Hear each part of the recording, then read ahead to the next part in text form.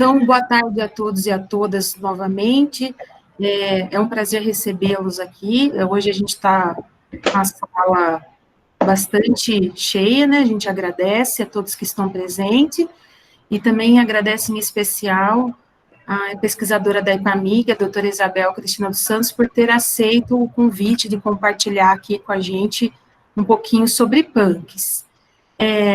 Essa palestra faz parte dos seminários 2 da disciplina do PPG-ADR, do Programa de Pós-Graduação em Agroecologia e Desenvolvimento Rural, e um dos temas que a gente tem trabalhado esse ano é a redução de agrotóxicos, né, na agropecuária. E nada mais importante do que a gente discutir também sobre segurança alimentar no momento que a gente está falando sobre redução de agrotóxico, né? Então, as punks vão aparecer aí como uma boa alternativa para nutrição, né, e segurança alimentar. Vou fazer a apresentação, então, da Isabel. A Isabel é engenheira agrônoma, mestre e doutora em fitotecnia, trabalha na IPAMIG Sul, né, no campo experimental Risoleta Neves, que fica em São João del Rei. Para mim, em especial, assim, eu fico muito feliz da Isabel estar aqui, porque a Isabel foi minha orientadora de doutorado e está, talvez, entre os pesquisadores mais generosos que eu conheci e que conheço, né, por todas as portas que ela abriu para mim no meio acadêmico, no meio científico, tudo que eu aprendi e ainda aprendo com ela. Então, eu fico muito feliz dela estar aqui com a gente de novo. A Isabel sempre foi da área de orgânicos e agora trabalhou lá com a gente com milho, mas agora está mais dedicada à parte das plantas alimentícias não convencionais. Então, Isabel, agradeço, fica à vontade para a sua apresentação, e depois, então, a gente pode abrir para perguntas, né, e se caso alguém que já quiser colocar pergunta no chat, também pode, depois também pode fazer a pergunta pelo microfone, que eu acho que é até interessante, né, para a gente interagir um pouco aqui, porque é muito triste a gente não conseguir interagir, né. Então, obrigada, Isabel, fica à vontade. Boa tarde a todos. Eu gostaria de agradecer a oportunidade, tanto de voltar a trabalhar com a Anastácia, né, que foi minha orientada, né, é realmente uma grande amiga, mas também a oportunidade de apresentar os trabalhos que a IPAMIG vem desenvolvendo com as PANC, com ênfase nas hortaliças não convencionais. Como ela já disse, eu fico na IPAMIG Sul, no Campo Experimental Risoleta Neves, e a tela, estou aqui para falar da importância das PANCs para redução no uso de agrotóxicos e na segurança alimentar. E a gente escolheu como título plantas alimentícias não convencionais e a segurança alimentar. Sendo que vocês vão ver que, ao falar de segurança alimentar, nós vamos estar falando também, implicitamente, de segurança nutricional, né? Porque as PANCs também têm esse apelo nutricional muito forte. Antes de começar, eu gostaria de fazer uma diferenciação entre segurança alimentar e segurança de alimentos, né? Enquanto a segurança alimentar tem a ver com o direito de acesso a alimentos em quantidade e qualidade, né, necessários para que uma pessoa possa sobreviver com dignidade, a segurança de alimentos tem a ver com a qualidade do alimento que chega à mesa, se ele é seguro para a alimentação, se ele não tem contaminantes químicos, físicos, biológicos, e não vão causar danos à saúde ou à integridade do consumidor. Então, segurança alimentar tem mais a ver com quantidade e qualidade do que você está vendo, né? E a segurança de alimentos tem a ver com o que a gente não vê, que são os resíduos de agrotóxicos, os contaminantes biológicos, né, micro-organismos que podem se desenvolver, casos clássicos são, por exemplo, fungos que se desenvolvem no amendoim. Então, a segurança de alimentos tem mais a ver com isso. E com relação à segurança de alimentos, as PANCs, elas criam uma oportunidade para a produção de alimentos seguros, justamente porque elas não requerem aquela quantidade tão grande de agrotóxicos, como é usado na agricultura convencional. Aliás, não requer nenhum, né? Na verdade, quando a gente fala em produção de PANC, a gente fala em agricultura orgânica, em agricultura agroecológica, onde não se emprega agrotóxicos de forma alguma. E Com relação à segurança alimentar, as punks proporcionam a produção de alimentos em abundância. A maioria delas produz muito, né, em condições onde outras plantas não produziriam. Essa beldroega, por exemplo, ela está crescendo. Olha, aqui é uma caneta Bic, né, para vocês terem ideia do tamanho dessa planta. E essa planta cresceu numa rachadura do cimento, num local onde a gente acumulava o esterco. Então, com o resíduo do esterco que ficou nessa rachadura do cimento, essa beldroega se desenvolveu dessa forma. Mais acima, a gente tem aqui uma moita de araruta, lá atrás o peixinho. Então, a araruta produz, né, abundantemente também. Aqui, capuchinha, peixinho, azedinha. Então, vocês vejam que várias punks têm uma produção muito abundante de folhas, de flores, né? Aqui, o Ora pronobis arbustivo, que é perece, que é grande folha. Aqui, a vinagreira de folhas roxas, né? Hibiscus acetosella. Aqui, a anredera cordifolia, a falsa bertalha. Aqui, os vários tipos de inhames, né? De dioscória, que a gente tem, com formas muito variadas. Os almeirões.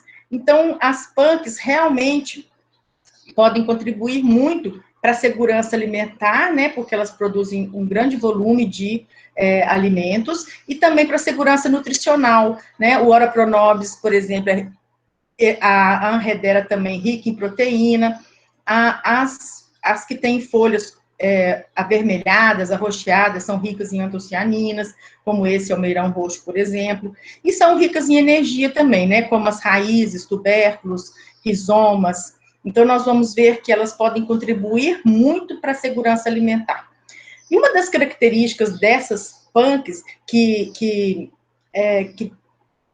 provam que elas têm muito a ver com a segurança alimentar é o fato de que elas já foram largamente utilizadas no passado, porque elas são nativas do Brasil, então já eram utilizadas pelos indígenas, foram introduzidas pelos colonizadores ou pelos escravos africanos, né? Então elas já estão aqui há vários séculos, ou foram trazidas pelos imigrantes e também já se adaptaram aos nossos solos e aos nossos climas.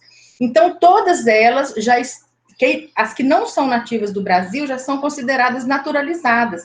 Então, elas já produzem naturalmente, já se multiplicam sem interferência do ser humano, né? Sendo consideradas até plantas daninhas, plantas invasoras, mato, isso. Né? Então, isso prova que elas já estão plenamente adaptadas e que elas foram muito úteis no passado, né? Para compor a alimentação dos primeiros habitantes do Brasil, não só dos primeiríssimos, né, dos indígenas, mas de todos que vieram depois. Bom, elas foram muito utilizadas nos últimos séculos, né, pelos indígenas, pelas populações tradicionais, depois foram cultivadas nos quintais produtivos, né, e asseguravam a mistura diária, né, para complementar o arroz, o feijão, a carne, ou só, né, era a única mistura que as pessoas tinham para comer com arroz ou com feijão. Fala-se muito em angu com essas folhas verdes, né, angu com capsoba, angu com marianica, angu com mostarda, angu com serralha, né, então a gente vê que elas estão sempre presentes, complementando a alimentação diária. Então, isso prova que há um vasto conhecimento popular sobre as plantas alimentícias não convencionais. Então, esse conhecimento já existe, ele foi passado de geração em geração, e se nós não recuperarmos esse conhecimento agora, né,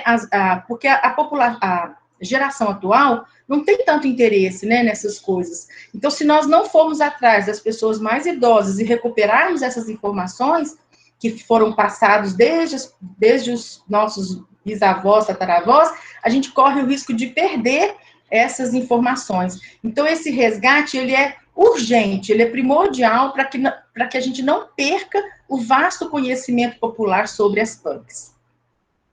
Elas foram pouco utilizadas no passado recente, principalmente por causa da disponibilidade sazonal dessas hortaliças do quintal, né, que são as punk.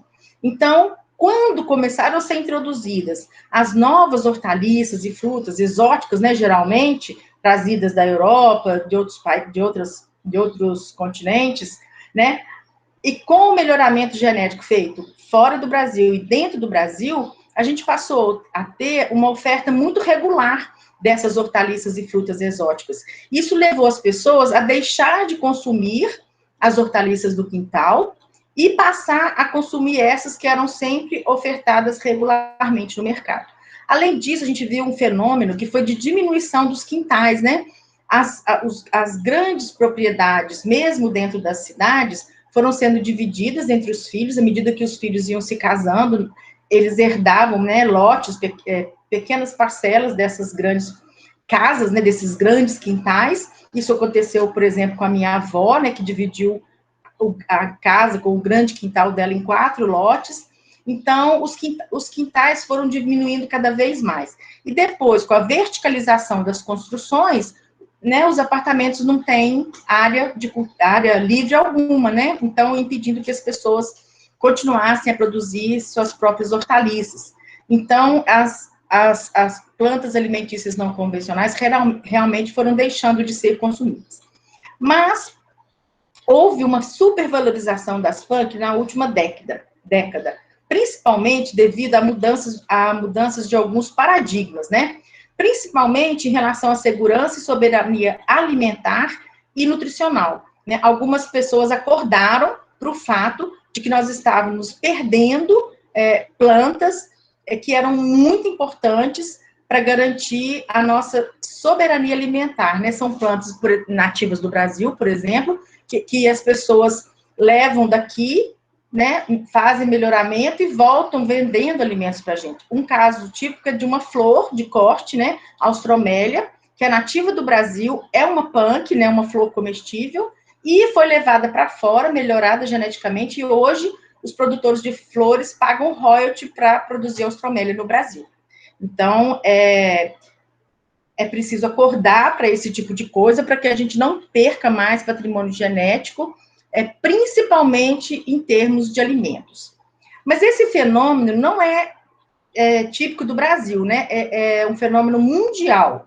A população é cada vez mais crescente, a fome é cada vez mais crescente, e o número de espécies cultivadas está só decrescendo. Então, nós dependemos hoje de poucas espécies para assegurar a nossa base alimentar, né? Arroz, batata, milho, trigo e algumas hortaliças e alguns grãos, mas a base alimentar está muito pequena, né? Se houver uma grande mudança climática, se houver um grande ataque de pragas, a gente pode deixar de produzir alguns alimentos que formam a base da nossa alimentação. E aí, talvez não haja tempo hábil para fazer o processo de melhoramento dessas espécies para se adaptar a essa mudança, se ela for muito drástica. E isso a gente sabe que pode acontecer. Estamos aí enfrentando altíssimas temperaturas em plena primavera. No Brasil, né, foi criada a Lei 11.346, que criou o SISAM, que é o Sistema Nacional de Segurança Alimentar e Nutricional, né, que incentiva uma alimentação saudável e consciente, ou seja, comer alimentos nutritivos e que você saiba o que você realmente está comendo, né? Incentiva a preservação da diversidade vegetal, para que a gente tenha uma variedade maior de alimentos, e o uso da diversidade vegetal regional, quer dizer, consumir alimentos da fauna regional, da flora regional, da flora local, né? Na minha região, antigamente, se fazia muito licor de jenipapo, licor de piqui, licor de gabiroba, né? Quando eu era criança, a gente saía em determinadas épocas do ano para coletar frutas, né, silvestres no cerrado. E hoje a gente não tem mais esse hábito, né? E não sei nem se vai achar. Então, a gente está deixando de consumir a nossa flora silvestre, né? O que é muito importante para valorizar, né? E principalmente para passar para os nossos filhos, para as futuras gerações, esse hábito. Agora, se a gente ficasse só esperando a lei se impor, né? Isso iria demorar muito, mas ainda bem, né, que existem várias iniciativas populares e do terceiro setor no sentido de criar hortas urbanas, hortas comunitárias e hortas escolares que incluam as plantas alimentícias não convencionais no rol das plantas cultivadas.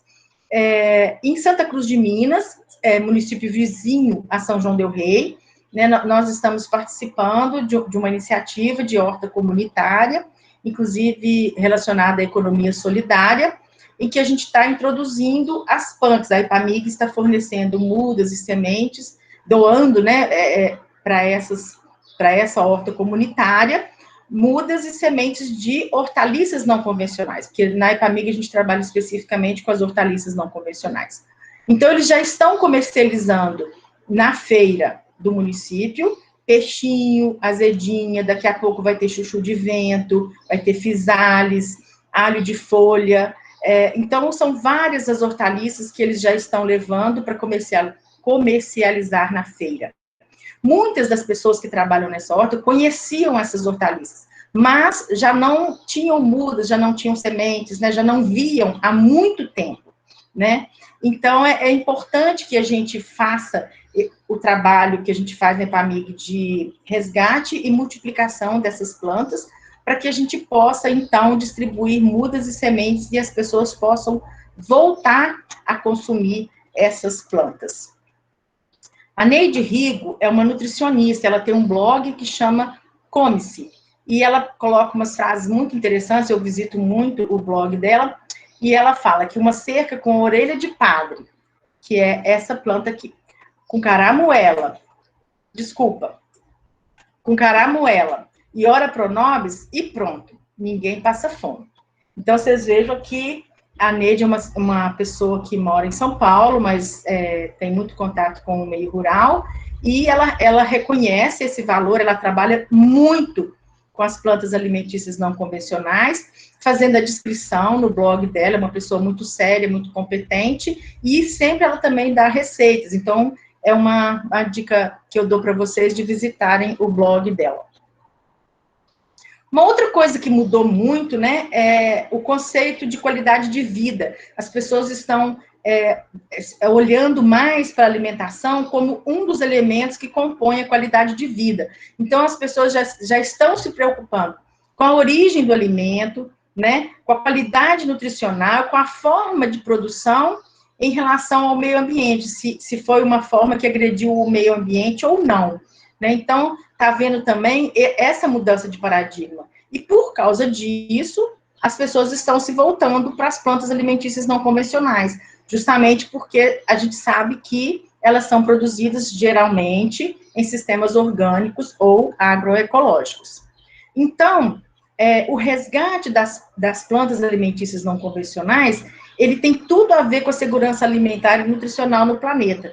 Não é dizer que, se não resgatar, a gente vai passar fome agora, mas provavelmente no futuro, essas plantas vão ser muito importantes por causa da rusticidade e da não necessidade de agrotóxicos, né? Então, eu acredito que essas plantas vão ser muito importantes, sim, para a segurança alimentar e nutricional, não só no Brasil.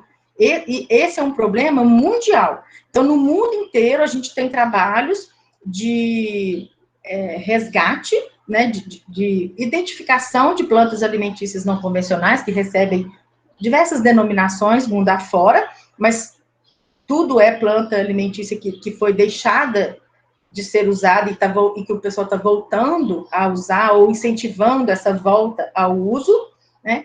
E estão identificando, coletando, multiplicando, incentivando o uso, né? Então, se nós temos as nossas PANC, Portugal tem as dela, Espanha tem as dela, França tem as dela, então existem vários trabalhos internacionais, vários artigos publicados, mostrando o interesse, né, em todos os continentes, né, de busca por essas plantas alimentícias não convencionais.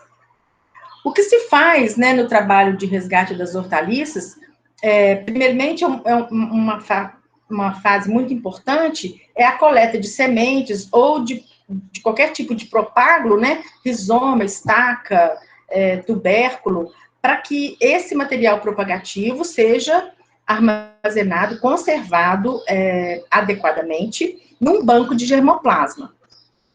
No nosso caso, nós trabalhamos com a multiplicação das hortaliças não convencionais, principalmente, né, no caso da Ipamig, em bancos vivos, né? E esse trabalho em Minas Gerais tem sido feito com o apoio da Emater, da Embrapa, das universidades. Então, é um trabalho conjunto, multi-institucional, multidisciplinar, né, que envolve várias instituições. Então, desde 2009, que a Ipamig tem trabalhado, junto com outras instituições, no resgate, incentivo ao uso e valorização das plantas alimentícias não convencionais, com foco nas hortaliças não convencionais, que nos últimos meses a gente combinou chamar de hortaliças punk, porque o nome punk é mais conhecido na mídia. Então, quando eu falo hortaliça não convencional, a pessoa olha para mim, o que é isso? Né? E se eu falar assim, punk, muitas pessoas que assistem programas de culinária, né, esses reality shows relacionados à culinária, já sabem o que é punk. Então, o termo hortaliças punk tem sido mais utilizado até num evento que tem acontecido, né, periodicamente, relacionado às hortaliças não convencionais, que é o hortipunk. Né? Por isso que na Ipamig a gente também passou a adotar essa denominação hortaliças punk. Então, vocês vão me vendo falar hortaliça punk, hortaliça não convencional, porque ainda estamos na fase de mudança, né? Não de nomenclatura, mas de chamamento, né, desse grupo de plantas que a gente trabalha na Ipamig. Então, desde 2009, que a doutora Marinalva é responsável por um banco de hortaliças não convencionais no Campo Experimental Santa Rita, em Prudente de Moraes, e desde 2010 eu sou a responsável pelo Banco de Multiplicação de Hortaliças Não Convencionais da Ipamig, em São João del Rei, no Campo Experimental Risoleta Neves. Esse campo já teve várias caras, né, lógico, esse banco, né, já teve várias caras, porque ele é dinâmico, a gente tenta, inclusive, fazer rotação de culturas, consorciação. Aqui vocês veem uma consorciação eu não lembro qual aqui, mas de alguma hortaliça não convencional com alface. Aqui está o peixinho, aqui está a azedinha, aqui tem salsa, aqui tem capuchinha, né? Então, esse desenho do banco, ele é dinâmico, né? Em outra época ele estava assim, uma época que havia uma demanda muito grande por mudas de peixinho e de azedinha, então a gente tinha muita área de reprodução, né, para essas culturas. E eu gostaria de discutir com vocês algumas características das plantas alimentícias não convencionais que nos levam a acreditar que elas sejam importantes para a segurança alimentar.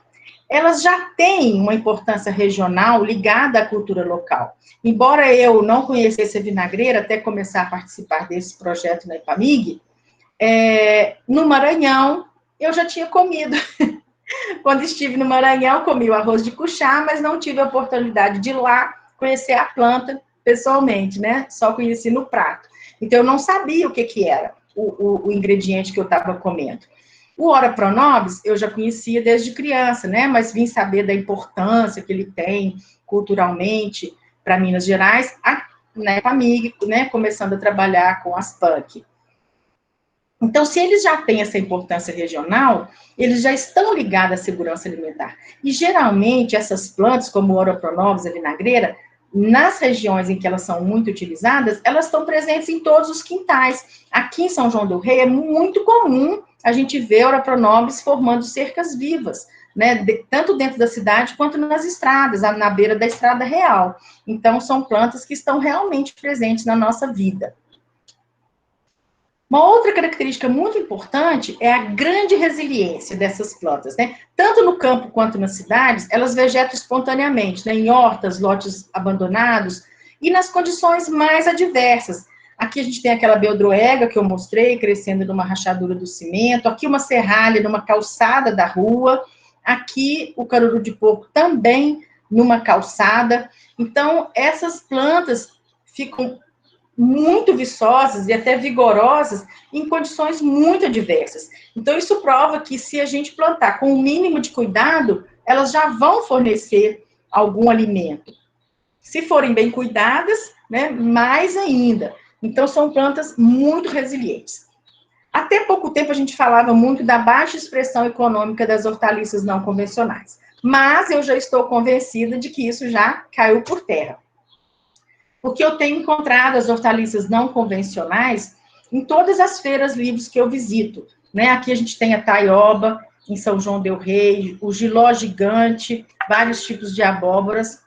Aqui, Ora Pronobis e uma outra ainda, que eu não estou reconhecendo no momento. Aqui, Serralha, em Tiradentes, Caramuela e Maria da Fé. E em Divinópolis, Boa Esperança e Santo Antônio do Monte, eu já comprei hortaliças não convencionais muitas e muitas vezes. E eu sei que no norte de Minas também, pela uma apresentação que o professor Cândido, da UFMG, fez para a gente, que o norte de Minas é agraciado, né, com muitas punk que eles usam habitualmente. Né? Para eles não é punk, são plantas cultivadas geralmente por agricultores familiares que levam essas plantas para as feiras livres. Né? Então, não tem ainda uma cadeia produtiva realmente bem estabelecida, mas são plantas que estão presentes nas feiras livres de vários municípios de Minas Gerais.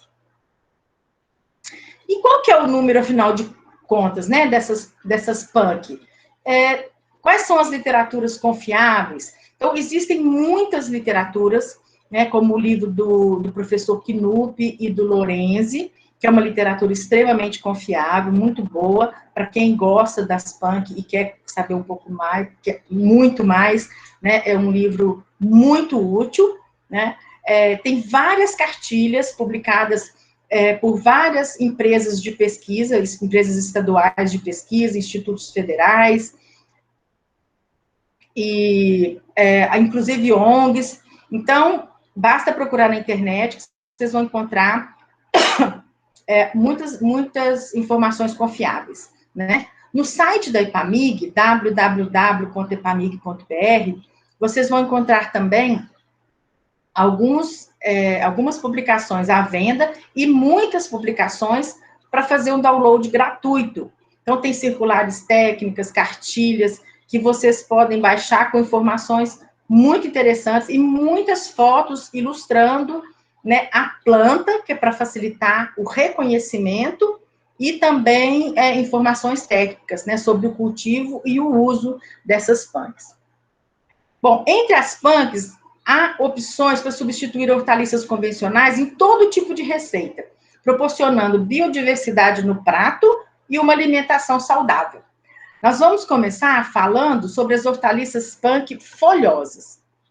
O almeirão roxo e o almeirão de árvore são da mesma espécie, Lactuca canadensis, da família Asteraceae. E são originários do norte da América do Norte, mas estão muito bem adaptados no Brasil, são consideradas plantas naturalizadas, né? E são plantas muito rústicas, de fácil cultivo, com colheita prolongada. São plantas de sol, que necessitam de pouca água, né? E elas apresentam essa característica de alongamento do caule, podem chegar a mais de 1,5 metro de altura, na época de produção, na época de florescimento, né, e produção de sementes. A flor das duas espécies, das duas variedades, é muito parecida, né? E aqui a gente tem as flores numa planta de almeirão de árvore, aqui de almeirão roxo, essa sementinha que tem papilos, né, essa pluminha branca, então são sementes que, se não forem colhidas, são levadas pelo vento.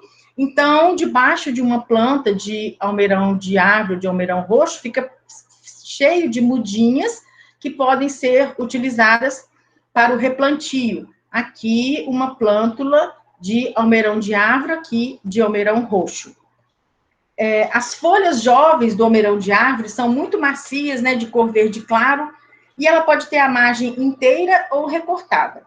E tem variedades muito amargas e variedades levemente amargas. Com o almeirão roxo acontece a mesma coisa, né? Algumas muito amargas, outras menos, nervuras roxas, sendo que, às vezes, a folha inteira fica roxa. E as margens podem ser inteiras ou recortadas. Essa folha, com essa cor maravilhosa, numa salada, fica muito bonita. E a produtividade desses almeirões pode ir de 20 a 40 toneladas por hectare de folhas. O uso culinário, né, é de folhas de plantas jovens, cruas em saladas diversas ou no suco verde, para quem aprecia, logicamente, esse gostinho amargo, né? E folhas maiores ou de plantas mais velhas, refogadas, porque aí elas já ficam mais durinhas, né? Então, já tem que ser refogada mesmo. Então, aqui 2 fotos, né, do blog Come-se, mostrando o uso dos almeirões, aqui o almeirão roxo, aqui uma colheita que eu fiz na minha casa, mostrando o uso do almeirão roxo em saladas. E esses almeirões são fontes de vitaminas e minerais, cálcio, fósforo, ferro, potássio, e comparando a couve comum, né, eles têm mais ou menos a mesma quantidade de energia, proteína, carboidratos, niacina e vitamina C. Então, poderia ser um bom substituto para a couve em várias preparações culinárias. A azedinha, que é originária de clima ameno da Europa e da Ásia, se adaptou também muito bem ao Brasil, e a gente tem, em Minas Gerais, 2 tipos, né? Uma que é mais resistente ao calor, que eu considero mais apropriada para venda ao ar livre, em feiras, né? Mesmo assim, colocando a base do molho, né, na água. E a outra que é menos resistente ao calor, que eu considero mais apropriada para venda em embalagens, né? Ou em supermercado, em balcão frigorificado, ou para quem quer ter em casa, porque essa aqui tem a folha mais macia. Então, para quem quer cultivar em casa, essa aqui seria o ideal. A multiplicação vegetativa é muito eficiente. Nas condições de Minas Gerais, ela só floresceu uma vez aqui em São João del Rei. E mesmo assim, não produziu sementes, né, viáveis. Não, floresceu, mas não produziu sementes.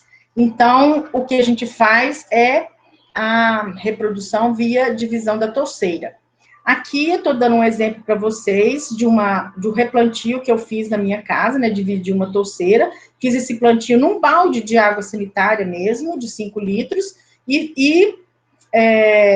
já essa colheita menos de um mês depois, né, eu já podia estar colhendo as folhas, né, aqui num tamanho um pouco menor do que iria para o mercado, né, mas já havia uma boa produção de folhas em 25 dias. Então, vocês vejam que mesmo para quem quer cultivar em casa, num vaso, é uma boa opção. A colheita comercial é feita quando as folhas atingem de 10 a 20 centímetros, né, e geralmente é comercializada em maços. A Ipamig, né, conduziu experimentos com adubação orgânica e espaçamento de azedinha, sob a responsabilidade da doutora Marinalva, né, no campo experimental de Santa Rita, né, e concluiu-se que o número de folhas e produtividade foram maiores no espaçamento de 25 por 25 centímetros, e maiores produções foram obtidas com 25 e 50 toneladas por hectare de adubação orgânica, independente do espaçamento.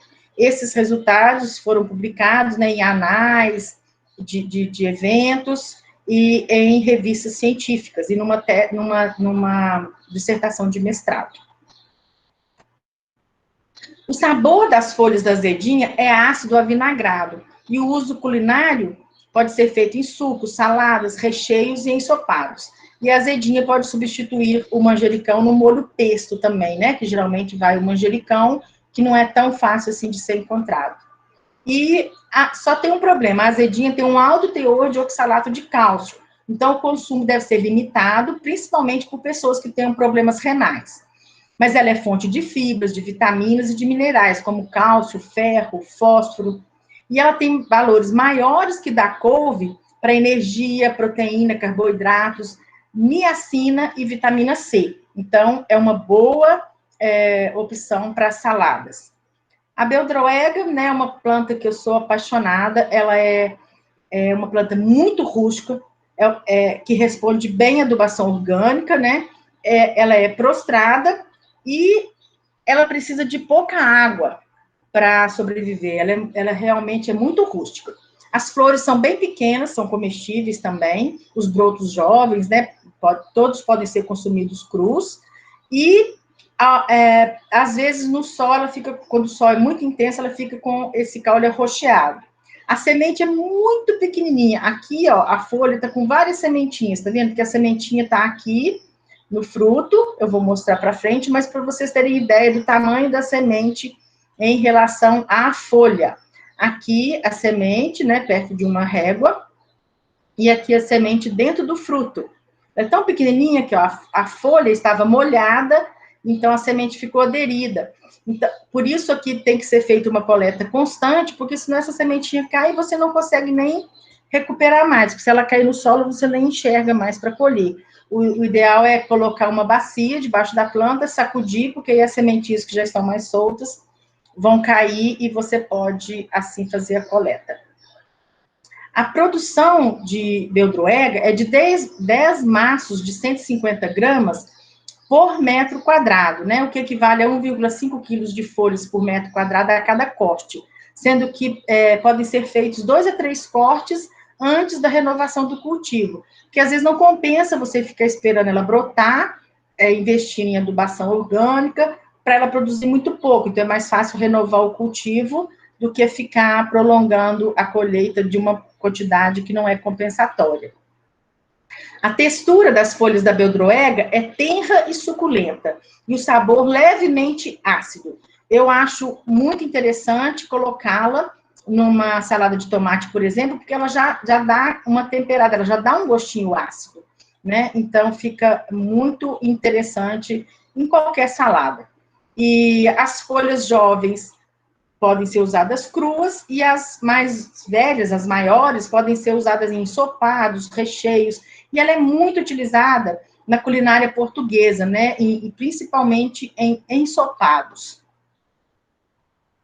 Bom, esse autor, o Jim, ele chama a beldroega de alimento poderoso, né, porque ela é rica fonte de potássio, ela é fonte de magnésio, ela é fonte de cálcio, de fósforo, de ferro, e é um vegetal fonte de ácidos graxos ômega 3. Ela tem 5 vezes mais ômega 3 que o espinafre. Os vegetais geralmente são pobres, né, em ômega 3, e a beldroega é um dos que pode ser fonte de ácidos graxos ômega 3. Então, é uma hortaliça muito interessante para a gente ter cultivado em casa, e ela cresce muito bem em vasos, em floreiras. Então, dá para você estar adicionando todo dia num omelete, numa sopa, num guisado, né? Umas folhas de beldroega.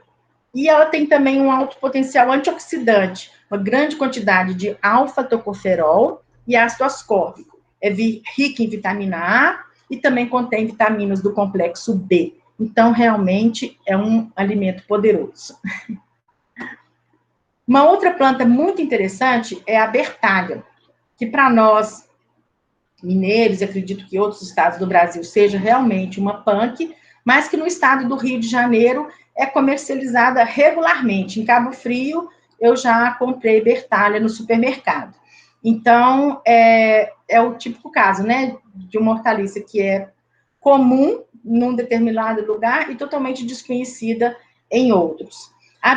Nós temos 2 variedades de bertalha, né, a do caule roxo e a do caule verde e a do caule roxo, né, e as duas são muito produtivas. Eu acho, pelo menos nos cultivos que eu tenho feito, que as folhas da variedade de caule roxa crescem até mais que a de caule verde. A floração e frutificação se dá ao longo do inverno, esses frutos são pequenos, né? E eles têm um corante natural para alimentos. Olha a cor, como é maravilhosa. Eu costumo amassar os frutos levemente com tipo um amassador de alho e retiro o suco e tomo o suco, né? O que facilita até a secagem das sementes, que vão ficar assim. A folha da bertalha parece muito com a folha do espinafre, né? E a bertalha é uma planta trepadeira, em algumas variedades, e outras que têm hábito determinado. Então, tem 4 variedades que são cultivadas no Brasil, mas, na verdade, os produtores nem sempre sabem qual variedade que eles estão cultivando. Na EPAMIG, nós só temos esse material, que é de crescimento indeterminado. E a produção varia entre 15 e 30 quilos e 30 toneladas por hectare. Para que a bertalha seja um alimento seguro, né, para que não faça mal, a nutricionista Neide Riggs sugere, né, que ela esclarece que ela tem que ser escaldada ou branqueada, porque ela tem muito oxalato de cálcio, que pode causar aquela sensação de pinicamento na língua. Então, principalmente nas pessoas mais sensíveis, ela tem que ser escaldada antes. Eu só refogo e não sinto essa sensação de pinicamento. Mas quando a pessoa tem mais sensibilidade, é aconselhável que ela faça o branqueamento antes de fazer o refogado, antes de colocar no recheio, né? Então, daí a importância do conhecimento acumulado pelas pessoas em relação a um determinado alimento, né? É o mesmo caso da taioba, que a gente vai comentar daqui para frente. Então, o uso culinário da bertalha é das folhas e talos cozidos puros ou com ovos e carnes. Vejam que as flores também são comestíveis, né? Os brotos jovens, né, juntamente com as flores, são comestíveis. E se for para incorporar em outros pratos, ela deve ser branqueada antes. A bertalha é fonte de cálcio, de ferro e de vitaminas A e C. Tem cerca de 20% de proteínas e 28% de carboidratos.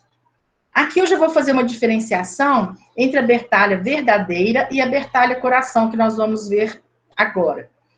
Enquanto a bertalha verdadeira, Basella alba, tem a folha mais arredondada, produz esses frutinhos pretos, ou tem o caule roxo, né, na outra variedade, a bertalha coração tem essa folha em forma de coração, uma folha mais brilhante, e ela produz esses carocinhos, né, que são tubérculos aéreos, muito típicos, né, dessa planta, e é também uma trepadeira muito vigorosa. Então, ela tem sido chamada de bertalha coração, para diferenciá-la da bertalha verdadeira, porque no sul do Brasil, ela começou a ser chamada de bertalha pela semelhança com a bertalha verdadeira, né? Então, para separar da bertalha verdadeira, é esse nome, bertalha coração, falsa bertalha, bertalha manteiga, bertalha batateira, mas também caruru do reino, no norte do Brasil, ora pronobis sem espinho, no norte de Minas Gerais,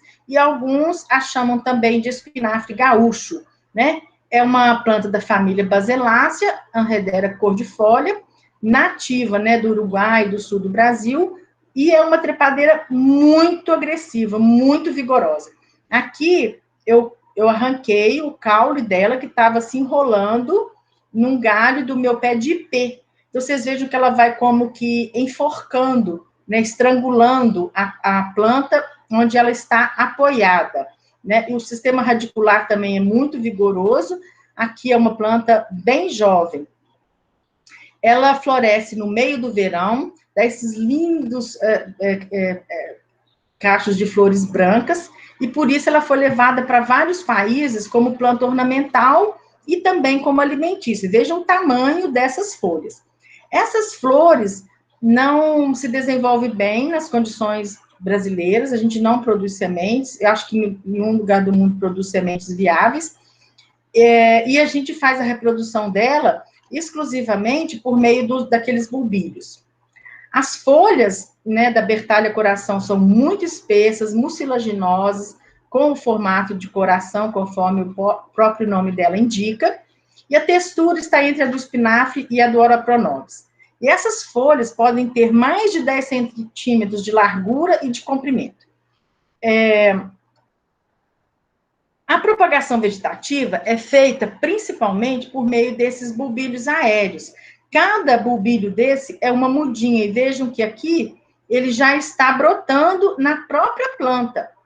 O bulbilho ainda está grudado na planta e já produzindo a folhinha. Então, você destaca esses bulbilhos e coloca no solo e ela vai se desenvolver, né? Sendo uma planta muito rústica, ela se desenvolve rapidamente.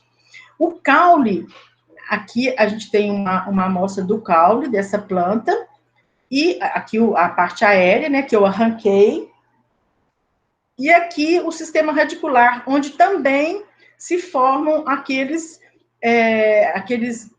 as túberas subterrâneas, né, ou aqueles, tipo uns bulbídeos também, né, mas chega a formar túberas maiores no sistema radicular, e esses bulbídeos são comestíveis também.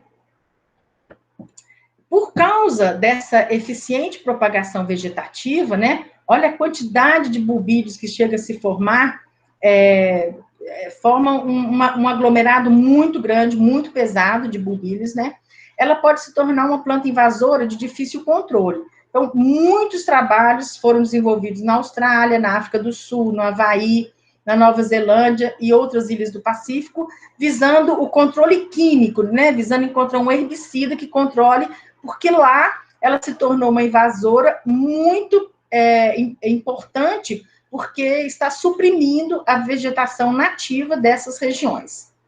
Então, quem for cultivar a falsa Bertalha coração, tem que ter muito cuidado, é melhor colocá-la num canto da área e cuidar para que esses bulbídeos não alcancem outros lugares, porque senão ela acaba se tornando um problema, né? Porque ela vai tomando conta de tudo e ela sobe nas outras plantas e acaba abafando as plantas, como vocês estão vendo aqui, ó.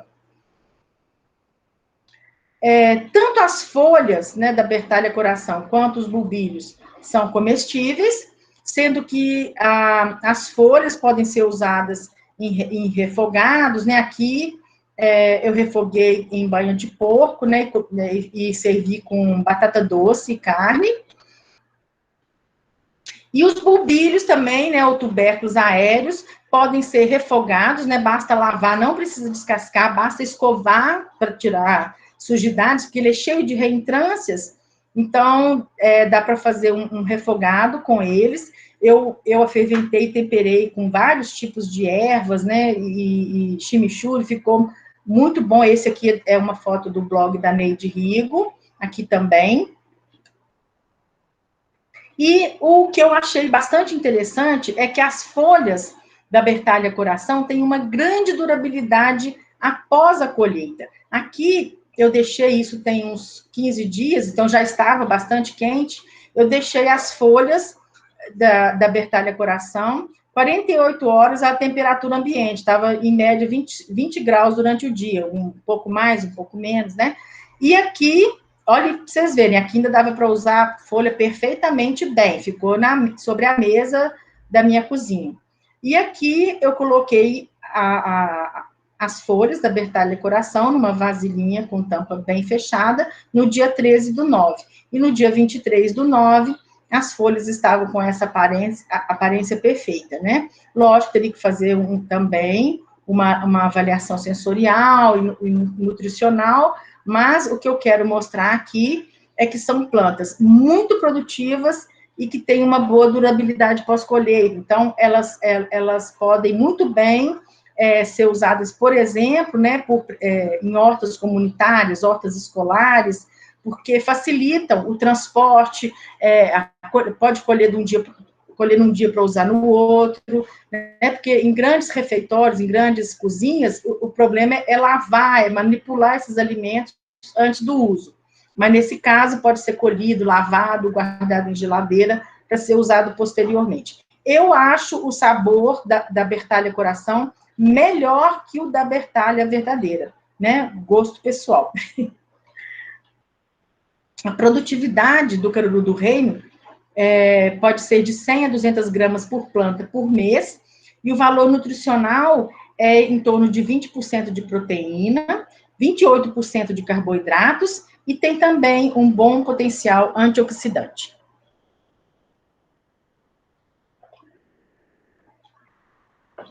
Bom, a capuchinha, Tropaeolum majus, é uma das flores comestíveis mais usadas no Brasil, mas é uma punk também, porque toda a parte aérea dessa planta é comestível. Algumas variedades têm essa mancha, né? Tem mancha, às vezes, em todas as pétalas, como aqui, às vezes mais marcada em 2 ou 3 pétalas, e pelo fato dessas manchas lembrarem chagas, ela é chamada de flor de chaguinha, né? E ela pode ter também cores sólidas, como vocês vão ver mais para frente, e produz uma grande quantidade de sementes. Nas condições de São João del Rei, pelo menos, a gente verifica a produção de muitas sementes que caem no chão, ou podem ser colhidas ainda verdes, e podem ser usadas para multiplicação. Mas pedaços de ramos também enraizam. Aqui vocês têm mais flores com manchas, e aqui uma planta com cor sólida, né? A gente tem uma que é toda amarelinha, bege, já vi na internet variedade com flor branca, tem um vermelho mais forte. Então, as cores são incríveis e dão um colorido muito especial às saladas. E toda a parte aérea da planta é comestível. A flor, a folha, os pecíolos e os frutos, né? Esses frutos podem ser preparados em conserva e são um bom substituto para as alcaparras. O sabor, tanto das folhas quanto das flores, é parecido com o do agrião. Em algumas flores, ele é bastante picante, né? Eu acredito que seja bastante enxofre, porque sobe até pelo nariz uma sensação refrescante. A folha jovem é mais usada em salada, e as maiores podem ser usadas, como aqui, né, para formar charutinhos recheados. As flores, os botões florais e os pecíolos podem compor saladas. Aqui foi feito um guacamole para rechear as flores da capuchinha, que já tem um formato de sino, né? Então já fica fácil colocar o recheio dentro da flor.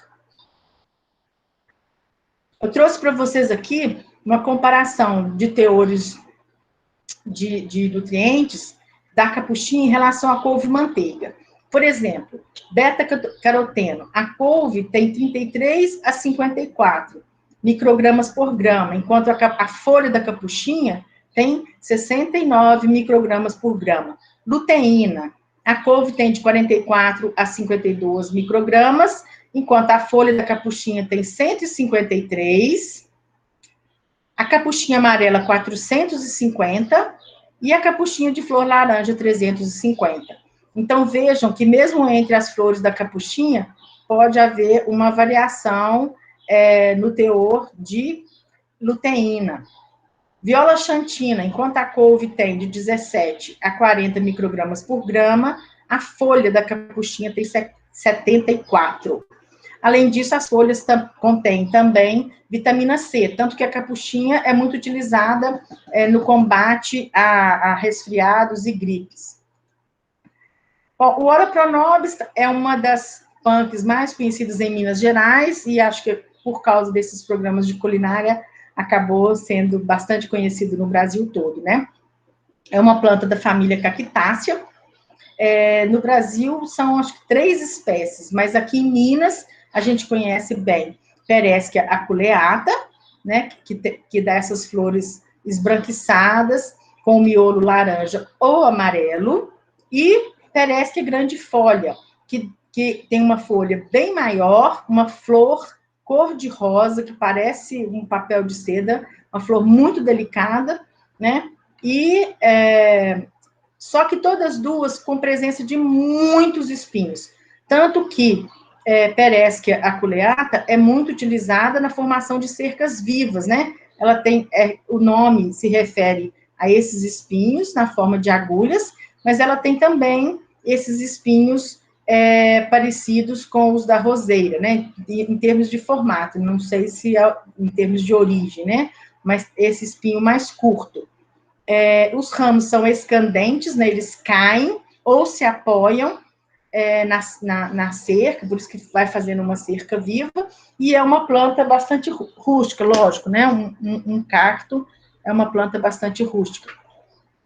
Ela pode ser multiplicada por meio das sementes, né? Esses são os frutos do Ora Pronobis, ou por meio de estacas. O mais fácil é preparar as estacas de Ora Pronobis. Pereskia grandifolia tem esse porte arbustivo, né? Essa árvore pode ter uns 4, 5 metros de altura. As flores aparecem na ponta dos ramos, são muito bonitas, e são comestíveis, né? Só as pétalas, deve-se ter o cuidado de tirar o pólen das pétalas para não causar alergia. Ela também tem esses espinhos na forma de agulha, e esse fruto, que ele é produzido em muito menor quantidade que na outra espécie, na Pereskia aculeata. E eu nunca vi nada escrito a respeito de propagação dela por sementes, mas sim por estaquia. Essa é a planta anterior.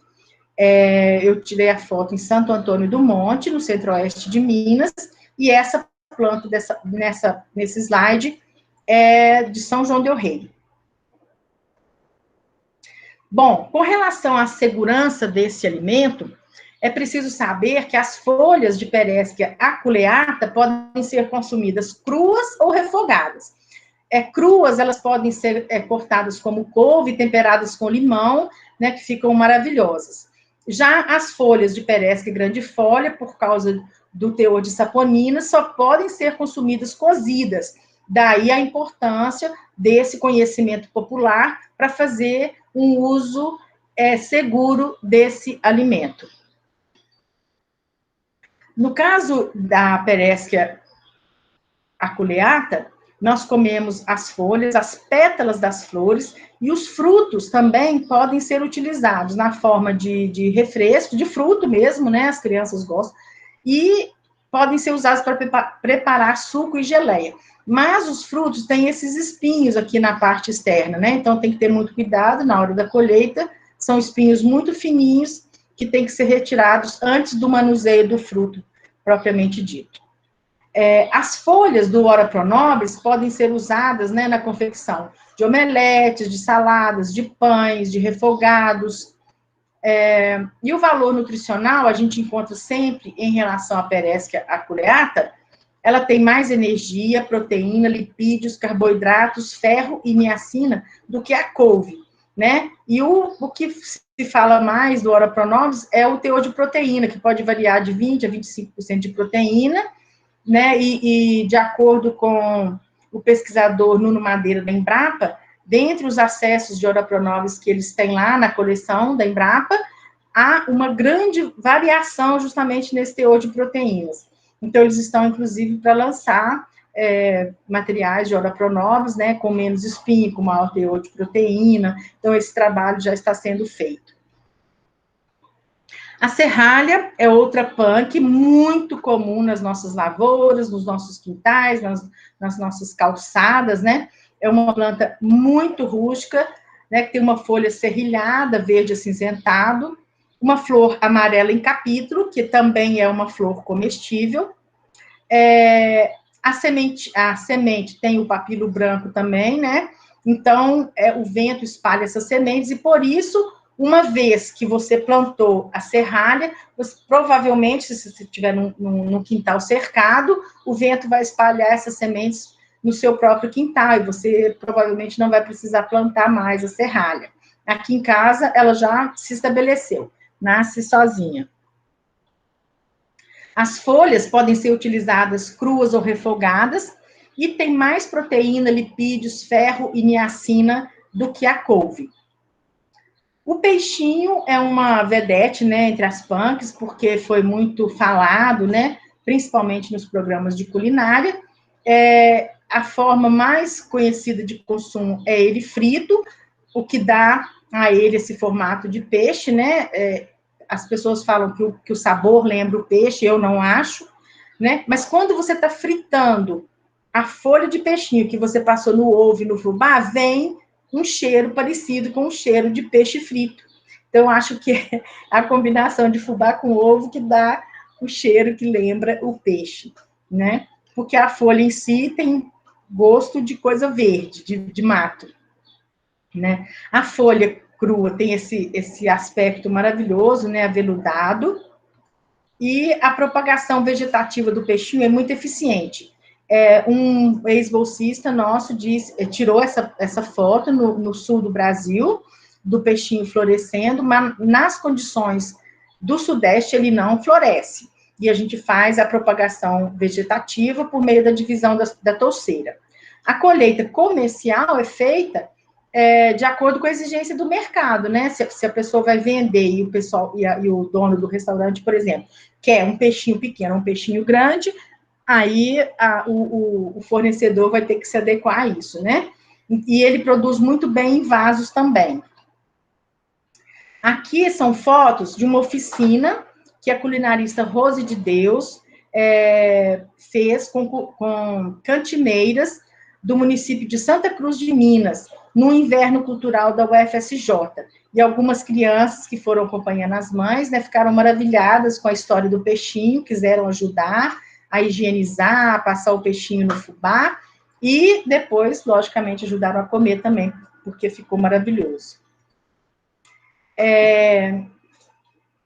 O valor nutricional do peixinho é muito importante, principalmente em relação ao teor de fibras, né? Ele é uma boa fonte de fibras e de carboidratos, com 11,5%. Bom, as taiobas são muito conhecidas em Minas Gerais, um pouco no Rio de Janeiro também, e fazem parte da nossa alimentação, né? É um hábito cultural mesmo do mineiro.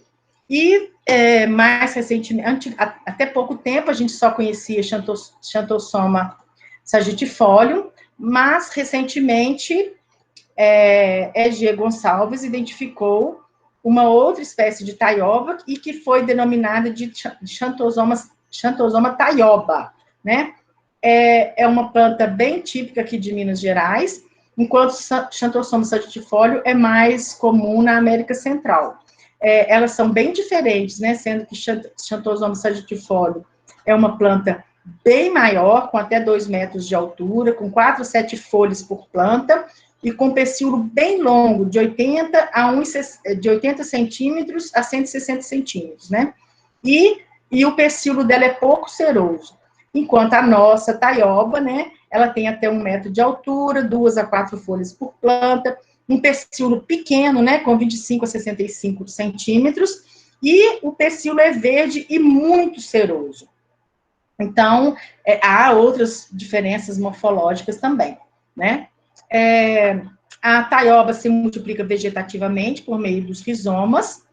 Em Minas, nós temos o hábito de comer a folha e os talos da taioba, né? Mas em outros lugares há o hábito de se consumir também os rizomas da taioba, como a gente vai ver mais para frente.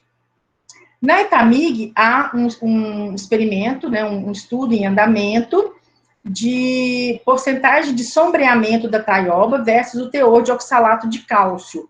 A taioba, ela precisa, sim, né, do sombreamento, e ela se desenvolve naturalmente no período chuvoso, né, ela precisa de muita água, e quanto menor a quantidade de água que ela recebe, maior é a concentração de oxalato de cálcio. E a gente está estudando também se o sombreamento tem a ver com essa concentração de oxalato de cálcio nas folhas, que é o que dá a sensação de pinicamento, né, na garganta, quando ela é ingerida crua.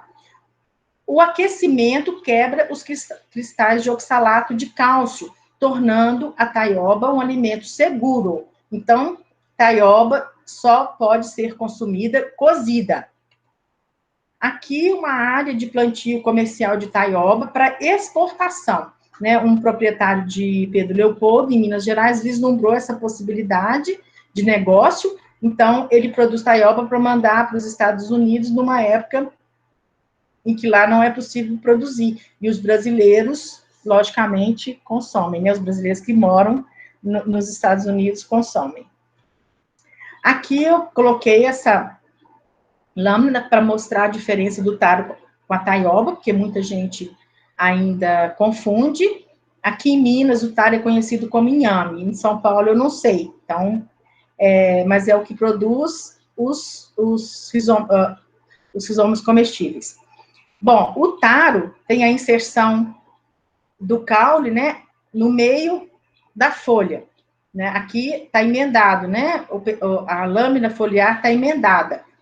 E, no caso da taioba, a lâmina foliar está rasgada, né, até no local de inserção do pecíolo da folha, tá? Então, né, para quem está acostumado, a diferença é muito grande, mas para quem não está acostumado, é legal ter essas dicas. Além disso, a folha da taioba tem esse contorno, essa linha, que contorna toda a folha, tá vendo? Que não existe na folha do taro. Bom, a taioba, como eu disse, só pode ser consumida cozida, cortada assim, como couve, ou rasgada. E as folhas cozidas têm textura sedosa e sabor muito suave. E os talos descascados e cozidos têm textura esponjosa e sabor muito suave. Na África e na Ásia, o consumo do rizoma é muito comum, né? E o rizoma tem textura parecida com a do taro, que é a colocasse esculenta.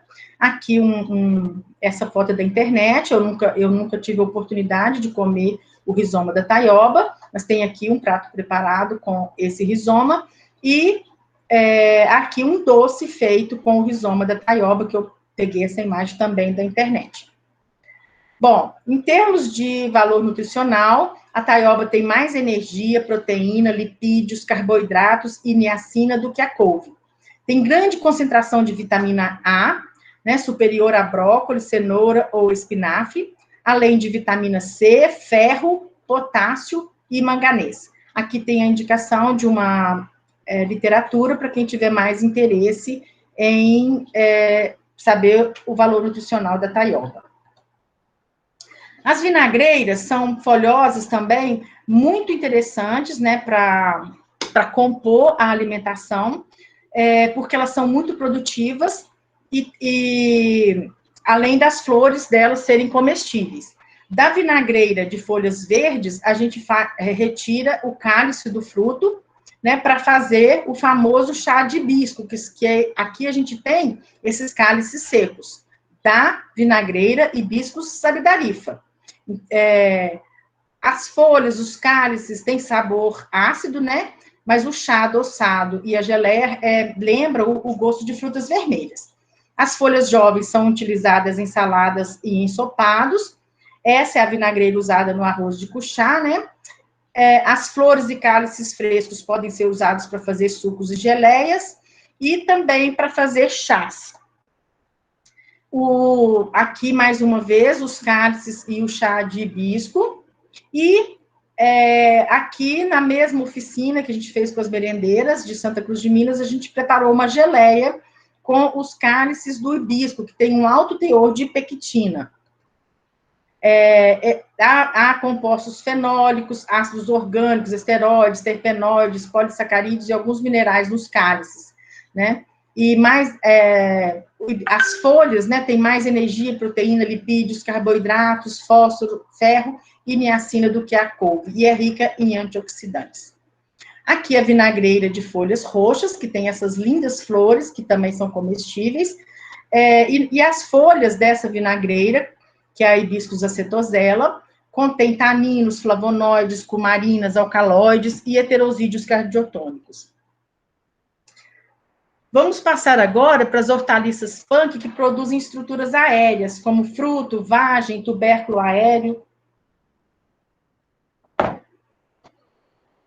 Uma delas é o caraduá, né, que é uma planta bastante promissora, porque é muito rústica, é conhecida também como batata da floresta, porque ela sobe nas árvores, né, e esses tubérculos, eles caem quando eles atingem o seu máximo desenvolvimento, né? Então, há tubérculos das mais variadas formas, uns lembrando pedra, e eu estive na feira de Divinópolis, onde eles chamam esse cará de cará-anjo, porque às vezes o formato do fruto, né, do tubérculo, lembra uma asa de anjo aberta.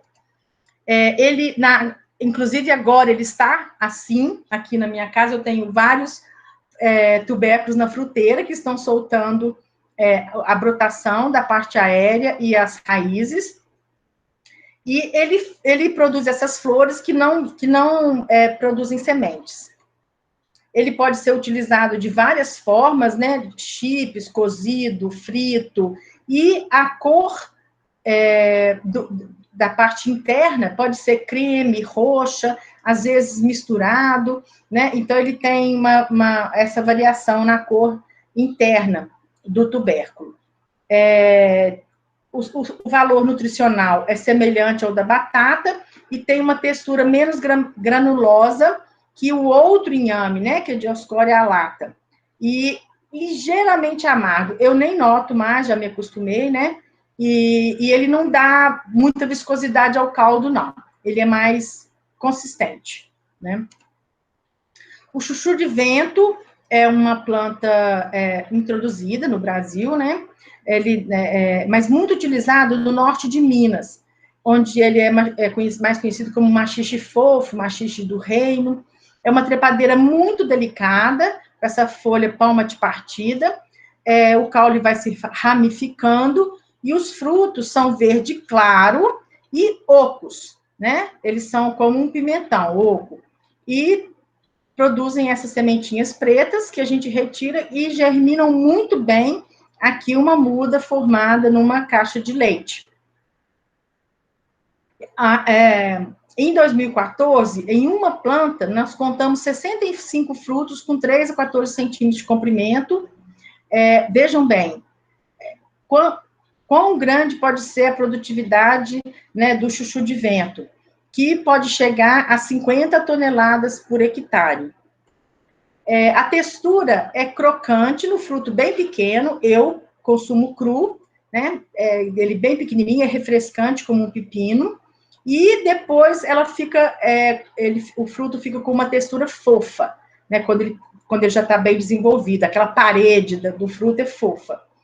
O sabor é uma mistura de pepino, maxixe e aspargo, e ele pode ser usado cozido, ou em refogados e ensopados, ou pode ser recheado, como aqui, né, que esse aqui foi eu que fiz. O valor nutricional, ele é pobre em carboidratos e gorduras, então ele tem um baixo valor calórico, que é importante para dietas de perda de peso. É rico em cálcio, fósforo, água, proteínas, caroteno, riboflavina e niacina. Ele tem ação anti-inflamatória, hipoglicemiante e reduzindo o nível de colesterol. Então, em alguns lugares, em alguns países, ele é inclusive vendido como um alimento auxiliar no tratamento de doenças.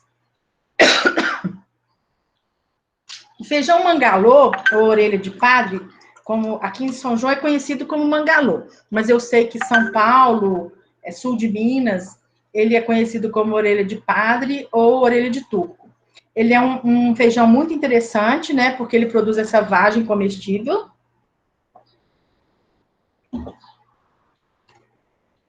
E ele pode ser consumido de várias formas, né, a vagem jovem, o grão verde, que está dentro dessa vagem, e o grão seco, na forma de feijão. O único problema é que esse grão seco tem que ser cozido 3 vezes, jogar água fora, porque ele tem um gosto mais forte. Então, para que ele fique mais suave, tem que ferver e jogar a água fora 3 vezes. Então, aqui as vagens verdes, né, refogadas, com pimenta, tocinho. Aqui os grãos verdes refogados e aqui o grão seco, feito como feijão tropeiro. A textura da vagem é firme, mais macia depois de cozida. A do grão seco é mais farinácea. O sabor das vagens é ligeiramente amargo e eu não encontrei o valor nutricional. Uma outra punk muito interessante é o tomate de árvore. Nós temos, inclusive, uma cartilha sobre essa espécie que está disponível para download no site da EPAMIG. E ele recebe outros nomes comuns, dependendo da região do Brasil. É uma planta vigorosa no início do crescimento e ela tem que ser conduzida adequadamente, porque é uma planta que quebra facilmente com o peso dos frutos.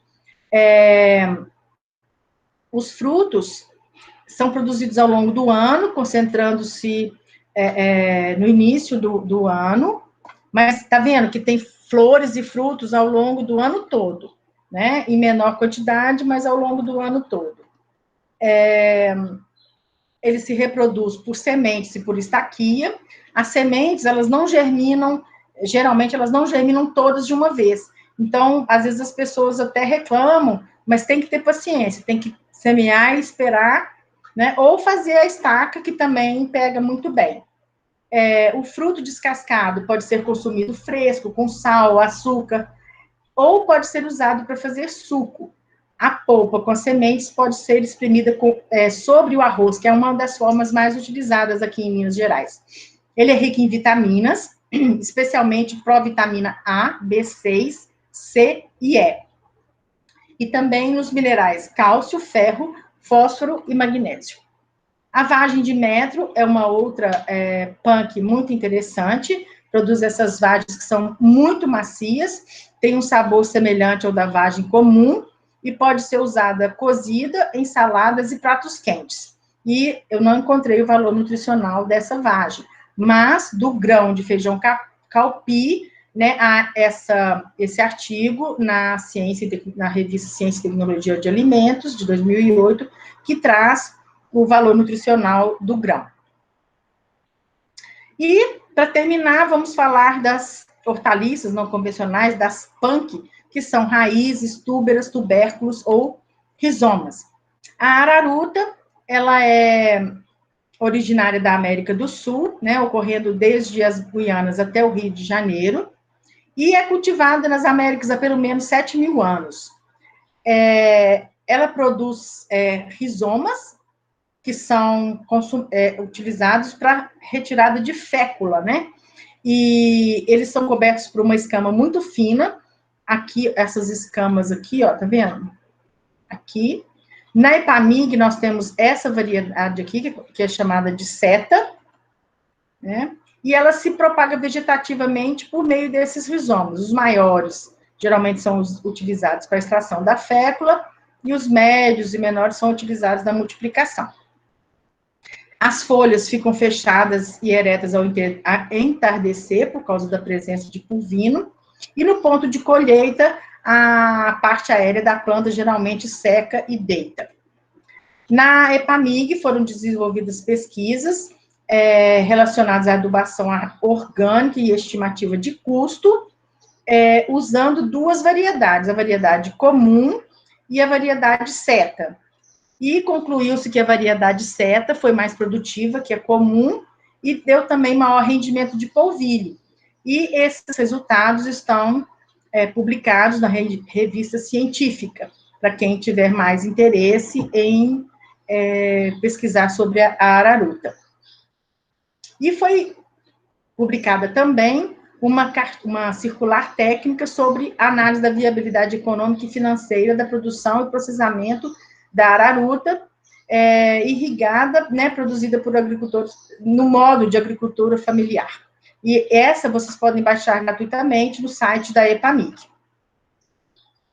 Com a fécula da araruta, que pode ser extraída em casa mesmo, né, num processo mais artesanal, dá para fazer mingau, dá para fazer biscoitos, né? E o amido da araruta tem ótima digestibilidade e ótima qualidade culinária, né? E não confere sabor nem cor aos preparados culinários.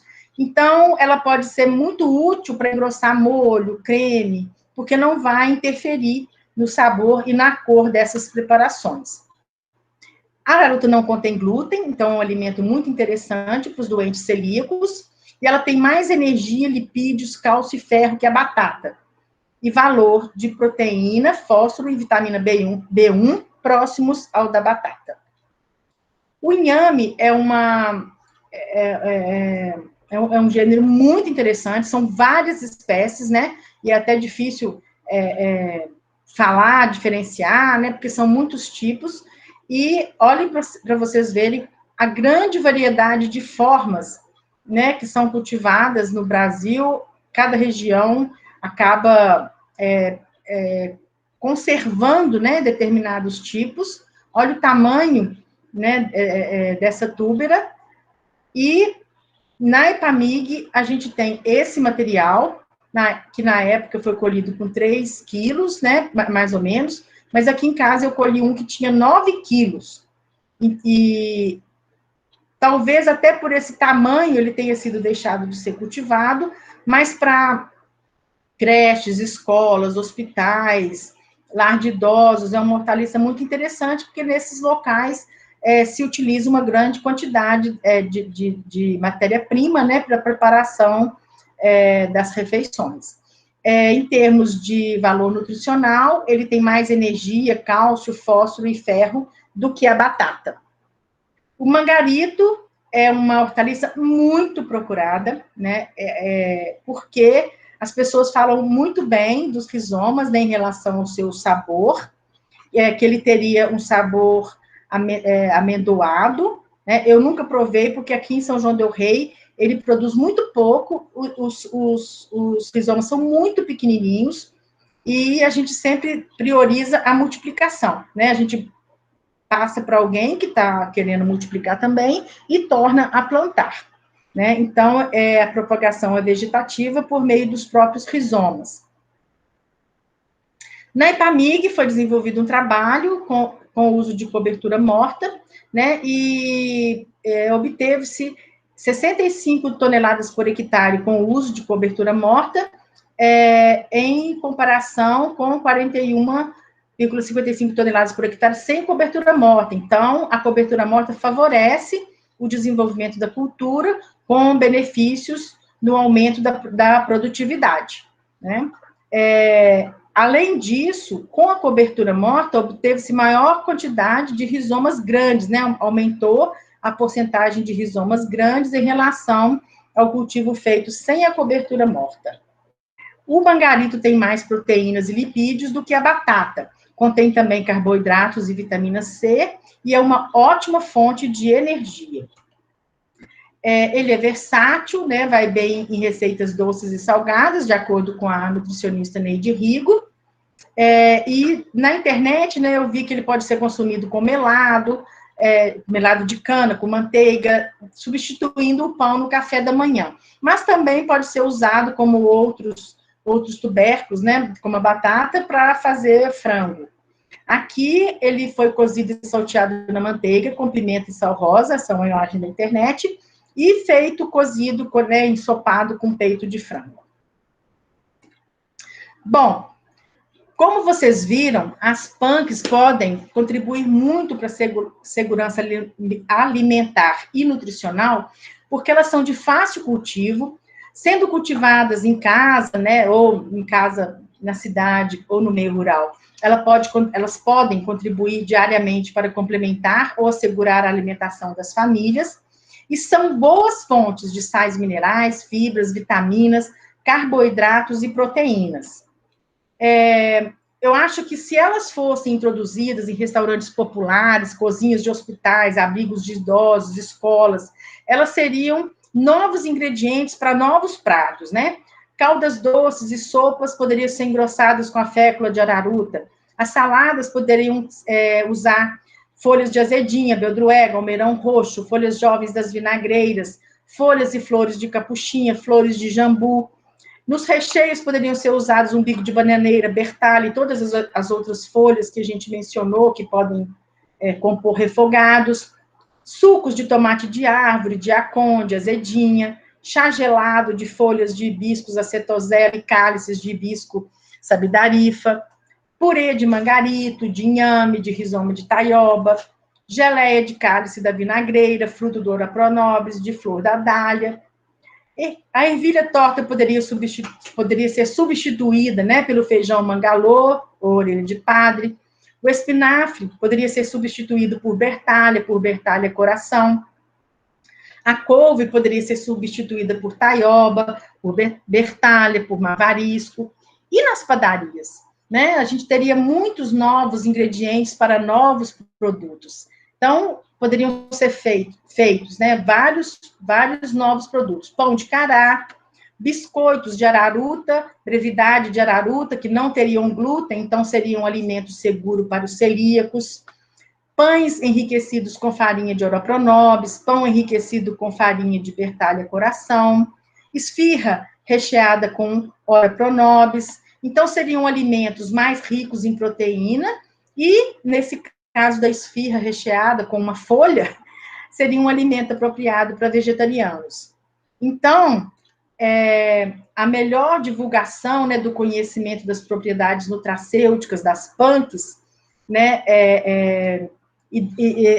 poderia incentivar o maior uso dessas plantas, tanto in natura, né, para serem compradas e o alimento ser feito na hora, quanto também, como a gente viu no exemplo do chuchu de vento, suplementos alimentares para serem disponibilizados, por exemplo, em escolas, né, barrinha de cereal com farinha de Ora Pronobis, com várias das castanhas que a gente tem no Brasil, que também são punk, e até suplementos alimentares como esse, para idosos, para o pessoal que tem problema com altos níveis de colesterol. Então, há várias possibilidades das punks cumprirem esse papel, né, de auxiliar na melhoria da alimentação, na melhoria da saúde das pessoas. Será que, então, o futuro da alimentação está nas plantas alimentícias não convencionais? Eu acredito que elas são um elemento-chave no alcance da segurança e da soberania alimentar e da segurança nutricional, né? Assim como os orgânicos estão ganhando espaço cada vez mais, eu acredito que as punk também vão conquistar seu espaço, né? Na alimentação dos brasileiros, e as punk no mundo inteiro também vão cumprir esse papel, né? Sem nenhum fanatismo, né? Mas eu acho que elas são importantes, sim, e que elas vão ajudar muito, principalmente se as pessoas que moram em comunidades isoladas, que têm menos recurso financeiro para comprar alimentos em supermercados, em feiras, se elas puderem e forem incentivadas a cultivar seus alimentos novamente em hortas domésticas e comunitárias.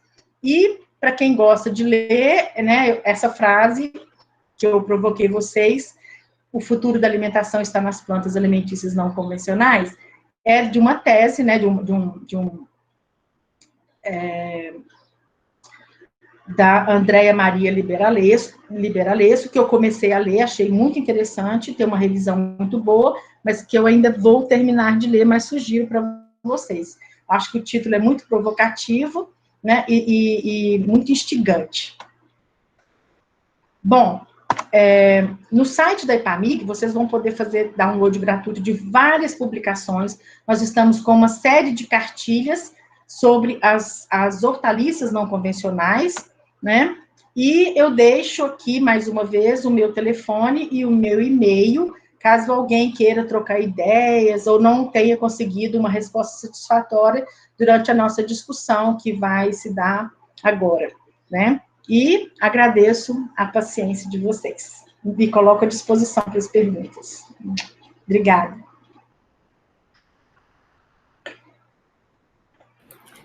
Bom, nós que agradecemos aqui a excelente, deliciosa e rica palestra. Deu fome, deu vontade de voltar para Minas Gerais, comer aqueles cozidos de porco ali com as ora pronobis, frango com quiabo e ora pronobis. Ai, que delícia. Ai, ai.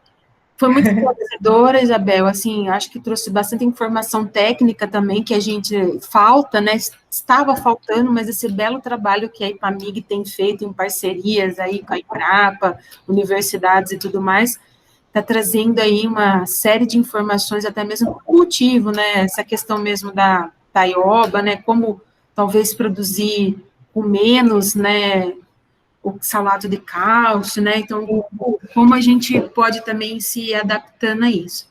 Bom, pessoal, vamos abrir para perguntas, se alguém quiser fazer pergunta, quiser fazer participação, fica à vontade.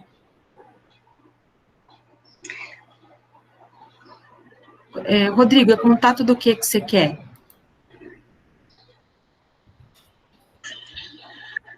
Da Isabel?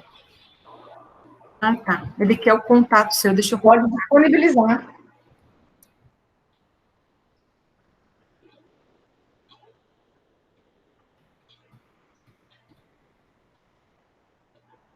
Agradecer a presença do Carlos Wagner, que está nos prestigiando, defendeu uma tese recentemente sobre as hortaliças punk também. Obrigada, Carlos. Ninguém tem pergunta? O Murilo, você não quer falar, não? Fica escrevendo no chat aí. Tá bom, professor. Bom, Isabel, muito legal a sua apresentação. E eu não sei se você poderia compartilhar aí com a gente uma receita de taioba. Eu comi uma vez ela refogada, né? Eu queria saber, eu gostei, né, do alimento e queria saber se tem outras receitas que você pode compartilhar com a gente ou falar algum modo de fazer. A Karina Almeida, que é de Ubatuba, conta que a mãe dela fazia com carne moída, eu fiz, ficou muito bom mesmo. E eu vi um chefe de cozinha de Minas Gerais, o Michel Abras, fazendo uma trouxinha de taioba. Ele branqueou a folha antes e recheou, né? Fez um recheio com arroz e outros punks e amarrou essa trouxinha. Aí pode amarrar, por exemplo, com uma folhinha de nirá, que é aquele alho de folha, fica extremamente charmoso, né? E com relação ao branqueamento da taioba, eu vou contar o que o Nuno Madeira me falou, que ele disse que ele mesmo evita comer a taioba na época da seca, embora possa haver folha na planta, porque a concentração de oxalato de cálcio fica maior. Então, quando você for experimentar uma outra receita com taioba, procure adquirir a taioba na época de chuva, né? Porque aí a folha cresce mais e a concentração de oxalato de cálcio fica menor. E folhas mais jovens também, né? Assim, um tamanho médio, que aí você vai ter certeza que não vai ter problema com isso. E no branqueamento, ter o cuidado de deixá-la um tempo maior, né, na água, e experimente a folha, para ver se você não vai ter a sensação de pinicamento na boca. Então, esses alimentos que têm essas restrições, a gente tem que experimentar mesmo, porque a minha sensibilidade pode ser maior que a sua, ou vice-versa. Então, tem que experimentar mesmo, tá? Tem que ter cuidado. Bacana, só pegando um gancho aí, né? Quando eu experimentei, foi uma senhora que trabalhava comigo, né? Ela estava morando há 15 anos aqui em São Paulo já, e ela era da Bahia, né? Do interior da Bahia. E o pai dela tinha no sítio, então ela trouxe uma muda, em alguma dessas viagens que ela foi do final de ano, e plantou, né? Aí um dia eu visitei a casa dela e perguntei, nossa, o que é isso, né? Ela é taioba. Falei, nunca ouvi falar. Falei, vou fazer uma comida para vocês experimentarem. Isso é de comer. Aí eu falei, de comer desse tamanho? Eu falei, não pode ser. Aí ela fez e até, assim, fiquei meio surpreso. Foi engraçado. E ela tinha algumas plantas, né? Eu me recordo dela que ela tinha algumas plantas diferentes, né? Fora do convencional, assim. Muito, muito legal. Podemos também fazer um molho pesto com ela. Olha. Fazendo o branqueamento, que é sempre importante, como a professora Isabel já frisou, você utilizá-la junto com a folha de manjericão e também colocando, ao invés da castanha do Brasil, o próprio girassol, o girassol desidratadozinho, né, que a gente consegue comprar até para fazer leite vegetal, você pode introduzir a taioba como se fosse um molho pesto. Pega uma receita clássica na internet de molho pesto e adiciona o girassol. Perdão, adiciona a taioba. Já tinha visto com azedinha também, que o pessoal faz, né, com azedinha, né? Sim. Ô, Isabel, aqui eu não sei, né, mas assim, fazer uma pergunta, eu sei que talvez eu deveria saber o uso, mas para que serve a niacina, que a gente viu em várias vezes aí com altos teores Não me lembro, sinceramente. Às vezes o Carlos lembra. Eu não me lembro. Porque é interessante essas questões dos bioativos, né? Porque muitas vezes a gente estuda só teor de carboidrato, alguma coisa assim, mas elas são ricas em vários bioativos, né? Está tendo muito trabalho nessa área. E aí até algumas coisas que a gente tem acompanhado é que o bioativo ele pode ser mudado com o sistema de cultivo, mais do que teor de proteína ou alguma coisa nesse sentido, né? Sim, os bioativos mudam mais com o sistema de cultivo, quando você fala em termos de qualidade nutricional também, né? O sistema de cultivo interfere nisso. Aí Nas plantas medicinais também. O princípio ativo muda o teor de acordo com a hora de colheita, né? Então, tem que ser pesquisado para verificar isso mesmo. Acho que daqui para frente vai ter muito mais estudos usando as PANCs em relação a isso que você está falando, né? Concentração de bioativos. Aí, só aproveitando também, fazer uma outra pergunta, se vocês têm acompanhado, assim, dessas hortaliças sendo produzidas em sistema de fertirrigação ou hidroponia, se você já viu alguma coisa? Não, eu não vi, porque geralmente são agricultores familiares e em pequenas áreas, né? Porque, embora elas estejam presentes nas feiras livres, nas cestas de alimentos, principalmente nas cidades do interior, a quantidade ainda é pequena. Então, geralmente são áreas pequenas, trabalhadas por agricultores familiares. Então, eu ainda não vi fertirrigação, nem hidroponia. Mas pode ser que exista, né? Eu que não tenha visto. Não que esse seja o objetivo, porque eu acredito nas PANC mesmo, como essa questão do quintal, da produção com o agricultor familiar e tal, mas o que a gente tem visto aqui em São Paulo é Ora Pronobis em vaso com fertirrigação. Dentro disso porque virou tanto da moda. Exatamente. Eu feito um slide falando assim, PANC para quem? Né? Porque o ponto de vista que a mídia tem colocado é das PANCs como um ingrediente exótico, inusitado, né, uma novidade. E que bom que está sendo usado, né, porque isso faz com que elas sejam mais conhecidas. Mas também é preciso lembrar que a gente quer que esse alimento chegue barato na mesa do consumidor comum, né? E eu acho que ele está chegando muito caro ainda, né? A não ser no interior, onde ele já era comercializado, tipo na minha cidade, Capiçoba, né, que a gente chama de Marianica. Lá é o mesmo preço das outras hortaliças. O maço de Capiçoba tem o mesmo preço das outras. Mas se você for em Belo Horizonte, 12 folhinhas de Ora Pronobis numa bandejinha, 10, 12 reais. Praticamente R$1 a folha.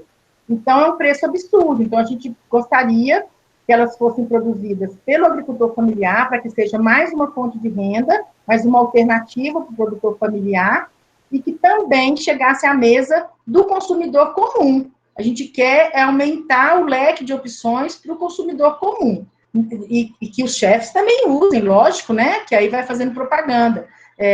O pessoal vendo na televisão fica curioso para experimentar, né? Que gourmetizou, né, Bel? Daí acabou gourmetizando. Exatamente. E aí fica muito caro, né? Igual as flores comestíveis também, que tem aparecido muito nesses programas. E é bom porque faz propaganda, populariza o conhecimento, né? O saber que elas podem ser usadas, mas acaba elevando o preço para o consumidor comum, né? Para quem vai ao supermercado comprar esse tipo de ingrediente. A Noelle compartilhou com a gente aqui que a niacina é da família do complexo B3, ajuda no metabolismo e controle da diabetes. Que ótimo, excelente. Eu não consigo ler tudo que eu gostaria, porque se eu começar a ler essa parte de nutrição, eu gosto, acho muito interessante, aí eu fico doida, né? E a EPAMIG tem feito um trabalho em parceria com a Universidade Federal de São João del Rei, que tem um campus em Sete Lagoas, e lá tem alguns professores que estão trabalhando com essa parte nutricional. Então, a EPAMIG entra com o material, né, que é nosso métier é a produção. Então, a EPAMIG entra com o material, a matéria-prima, e os professores da UFSJ fazem essa análise nutricional, né? Inclusive, tem trabalhos publicados dessa forma. Né? Quem tiver mais interesse, pode procurar no site da UFSJ, que já tem alguns trabalhos nesse sentido. Em várias universidades, né? Lavras tem trabalhado com isso também, eu já vi teses que foram desenvolvidas. Então, o Brasil inteiro, né, agora está se interessando por isso. Alguma pergunta a mais, pessoal? Olá, boa tarde. Muito obrigado, doutora Isabel, Anastácia também. Pegando um pouco o gancho da última pergunta, em relação a Ora Pronobis, especificamente, que o valor dela chega muito acima para o consumidor comum, por exemplo, aqui em São Paulo. Pelo menos eu nunca vejo. O que você acha que falta o desenvolvimento dessa escala, dessa produção? É falta de informação ou é a falta de oferta, a logística? O que você acha que está faltando?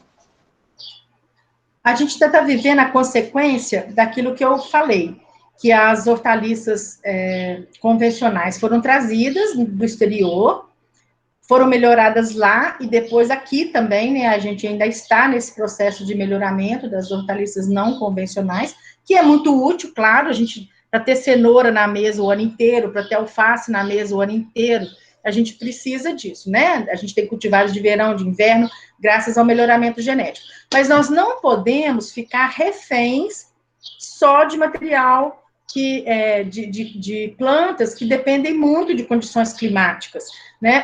O que eu falei, se houver uma alteração climática muito radical, a gente não vai conseguir produzir alface, por exemplo, né? Aqui a gente já tem um grande problema com a alface a céu aberto na época de chuva. Resende Costa produz muito hortaliça, mas sempre cai chuva de granizo, destrói a plantação inteira, um prejuízo danado.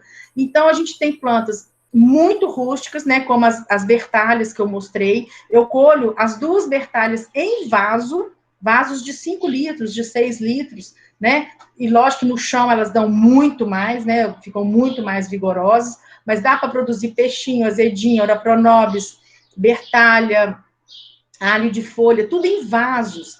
Então, eu acho que falta o conhecimento de que essas plantas são alimentícias, de que elas são muito nutritivas. Falta o incentivo agora, né, das fundações de incentivo à pesquisa, para financiar projetos de pesquisa com essas plantas, e falta a divulgação. A mídia, nesse sentido, está fazendo um bom trabalho, né, de pelo menos fazer as pessoas conhecerem as plantas. Todo mundo fala, eu vi isso aí no programa de televisão, eu vi isso aí no programa tal. Isso já é legal, né, porque está despertando a curiosidade das pessoas. Agora, falta mais informação técnica, porque o problema é mostrar, e a pessoa não aprender a identificar a planta, também é complicado, porque há plantas tóxicas que podem ser confundidas com plantas alimentícias, então é todo o trabalho de divulgação mesmo, né? Essas hortas comunitárias, tem muita iniciativa em Curitiba, eu sei que tem, em Sete Lagoas tem, e isso faz com que as pessoas, visitando, até para comprar, comecem a conhecer, né? E a identificar, olha, eu comia isso quando eu era criança. O que eu mais ouço quando a gente faz exposição das hortaliças não convencionais em praça, em eventos grandes, como a Expo Café, por exemplo, é a pessoa falar assim, nossa, que saudade da comida da minha mãe. Nossa, faz uns 30 anos que eu não vejo essa planta, né? Então, na verdade, a gente está resgatando cultura alimentar. A gente está resgatando memória olfativa. Então, é muito importante que as pessoas vejam essas plantas em hortas, em jardins públicos, em espaços públicos, para que elas reconheçam, para que elas vejam e lembrem que quando elas eram crianças elas já comeram, né, que em algum momento elas já comeram, ou que a avó falava, ou que a mãe... A minha mãe me pediu para achar uma planta que ela chama de mavarisco. E eu comecei a perguntar, todo lugar que eu ia, você conhece mavarisco? Você conhece mavarisco? E aí, em Congonhas, Minas Gerais, uma cidade histórica, uma mulher falou assim, eu tinha, mas caiu ali, tá chovendo, eu vou lá pegar para você. Voltou com uma pataca de barro e pôs na minha mão. Falou, aqui tem semente. Eu levei a pataca de barro para casa, plantei, e hoje eu tenho sementes e tenho mavarisco em casa. E a minha mãe reconheceu como sendo essa planta mesmo, e depois a Neide Rigo publicou no blog dela que em Igarapé, que teve um festival de gastronomia, ela experimentou mavarisco pela primeira vez e que o pessoal de Igarapé tem o hábito de consumo, tá vendo? Então, assim, a gente vai ligando as coisas, né? Mas se a minha mãe não tivesse me pedido, talvez eu nem tivesse prestado atenção na publicação que a Neide fez sobre o mavarisco, não teria me chamado a atenção. Então, ouvir os mais antigos e os hábitos deles, ou o que eles queriam comer, o que eles gostariam de comer, que não tem para comprar, né, no mercado comum, é interessante, porque a gente vai descobrindo plantas que eram utilizadas naquele local e que não são mais. Então, temos que correr atrás desse conhecimento. Obrigado pela resposta. E já pegando um outro gancho que você comentou do sul, da produção, eu dei uma lida bem por cima e eu vi que eles estão montando cooperativas de produção de Ora Pronobis para o desenvolvimento de uma farinha que eles vão vender, não para eles produzirem a farinha, mas eles vendem e produzem essa farinha. O que você acha desse beneficiamento, desse processamento que está rolando e das cooperativas? Você poderia também falar um pouquinho das cooperativas aí em Minas Gerais? Em Minas, eu não tenho conhecimento. O que eu sei desse trabalho feito no Sul é de uma área em que era cultivado fumo, aí eles tiveram problemas, eu acho que com doença, e aí foi cogitada a possibilidade de se produzir Ora Pronobis, quem produzia fumo passar a produzir Ora Pronobis, e a indústria beneficiar fazendo farinha. Como eu disse, poderia ser utilizada em suplementos alimentares, barrinhas de cereais, pães.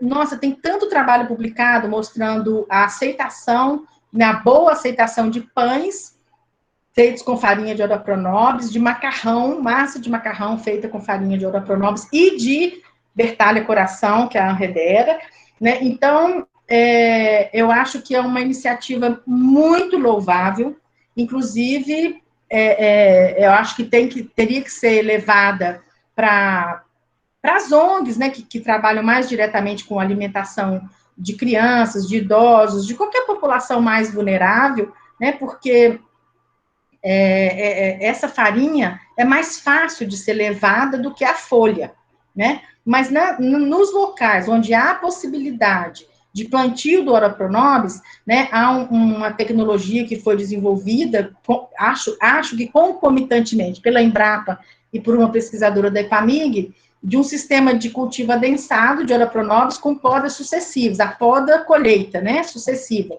Então, é possível produzir Ora Pronobis, por exemplo, para uma cantina de escola, né, com poucos canteiros de Ora Pronobis. Então, é possível inserir o Ora Pronobis na merenda escolar, em lar de idosos, em hortas comunitárias. Então, sendo bem conduzido, é aí que está o papel da pesquisa, né, passar de uma planta que é tida como cerca viva por causa da quantidade de espinhos, a uma planta que você pode colocar num canteiro e fazer um manejo legal, né, um manejo fácil e que não cause perigo para as pessoas, né, ao passar por ela, de ser machucadas com os espinhos, você vê que já é um passo muito grande. Eu acho que um dos grandes impedimentos do Ora Pronobis vir para o mercado é o espinho. Embora a literatura diga que a planta não tem nenhum princípio tóxico, quando o espinho passa no seu corpo, ele te arranha e esse arranhado demora um pouco a cicatrizar. Então, eu acho que quem manuseia o Ora Pronobis, nesse manejo antigo de cerca viva, tem dificuldade com os espinhos. E na hora de você tirar a folha do ramo também, né? Geralmente a gente colhe o ramo grande, traz para a sombra, para tirar as folhas. Então, esse manuseio é difícil. Difícil no início, né? Mas quando você colhe nessa forma que eu falei, de colher o ramo jovem, nesse sistema adensado com coletas sucessivas, né, ele não chega a desenvolver os espinhos que são maiores, que são as agulhas que mais machucam, né? Então, eu acho que é tudo uma questão de manejo, de tecnologia mesmo, que para o Ora Pronobis já está estabelecida, né? Vamos ver se agora, com o uso dessa tecnologia do plantio adensado e colheitas sucessivas, se ele vem para o mercado mais rapidamente, como a gente gostaria. Tem uma última pergunta aqui, da Natália, né, para a gente também não estender muito, que também é cansativo, mas a Natália está perguntando se existem estudos sobre o teor nutricional de partes de alimentos que geralmente não são aproveitados e consumidos pela população. Elas também podem ser consideradas punks, é aquela história da parte que você não consumia antes, né? Exemplo, folha de rabanete, beterraba, se isso é punk. É punk. De acordo com a definição que vem no livro do Knupp, né, que é a melhor referência, assim, a referência mais usada no Brasil, o termo punk, esse acrônimo, é formado pelas palavras plantas alimentícias não convencionais ou partes alimentícias não convencionais. Então, pode ser, por exemplo, o umbigo da bananeira. o fruto da bananeira é um alimento convencional, enquanto a inflorescência, né, o umbigo da bananeira é punk. O chuchu, embora eu nunca tenha visto, parece cabeça de bacalhau, né, mas diz que tem uma raiz, uma túbera, né, que se desenvolve até que, e nem é debaixo do pé de chuchu, ela parece que ela é mais, ela se distancia um pouco do pé do chuchu, mas forma uma túbera que é rica é um órgão de reserva, né? Então, que seria um alimento punk, né? E assim vários outros, né? A flor da abóbora, né? Que geralmente a gente consome a abóbora. Então, são essas partes comestíveis que a gente geralmente joga fora, também são consideradas alimento punk, né? Uma parte alimentícia não convencional. O pessoal faz aquele talo do mamão, né, que faz o doce com o caule do mamão, né? Isso, a raiz do mamão também faz um doce muito gostoso. Eu já comi, é caro ainda, hein? O doce de raiz de mamão é muito caro. Né? A gente aqui em Minas consome o talo da taioba, né? Então, também é punk.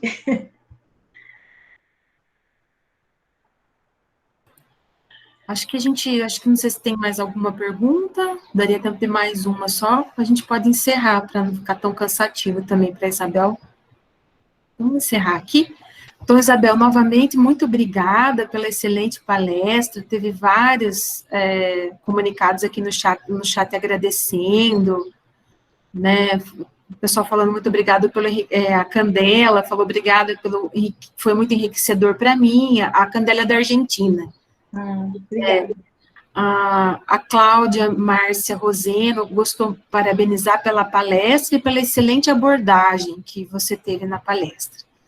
Então, tem vários agradecimentos aqui, então, não só em nome da coordenação do PPG-ADR, mas também, né, de todos que assistiram aqui, muito obrigada, e para quem quiser, tiver mais interesse, a gente vai disponibilizar também a palestra no YouTube, a gente tem um canal no YouTube que se chama Comunica PPG-ADR, né, então, para quem quiser aí, nós vamos depois disponibilizar lá.